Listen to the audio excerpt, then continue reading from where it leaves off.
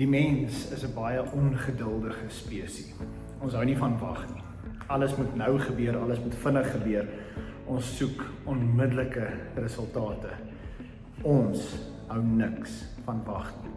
En net so is dit ook in ons geloofslewe. Ons wil nie wag in ons geloofslewe nie. Ons wil bid en 'n antwoord hê. Ons wil die skrif oopmaak en dadelik klarigheid hê oor 'n situasie. Maar dit werk nie altyd so nie. Wagtyd is belangrik en vir jou en my is dit belangrik om te verstaan dat wagtyd nie gemorste tyd is nie. Met Hemelvaart wat nou onlangs verby is, sien ons dat daar ook 'n tyd van wagtyd plaasvind.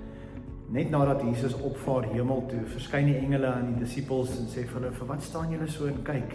Weet julle nie daar's werk wat moet gebeur nie?" En dan doen die disippels iets anders. Hulle gaan nie dadelik en begin met planne en organisering en momentum bou nie. Hulle gaan terug na die bo vertrek. Hulle gaan bid en hulle gaan wag. Hoekom? Want Jesus het vir hulle gesê hulle moet wag en die Gees sal kom en hulle sal krag ontvang. Ons moet besef dat in die wagtyd is dit vormingstyd. Die wagtyd is waar God ons vorm en voorberei vir dit wat op pad is. En daarom kan dit vir jou voel of die wagtyd gemorste tyd is, maar in die Here se hande is wagtyd nie gemorste tyd nie. Wagtyd is kosbare tyd. Tyd wat jy saam met God spandeer, tyd waar jy voorberei word, tyd waar jy gevorm word.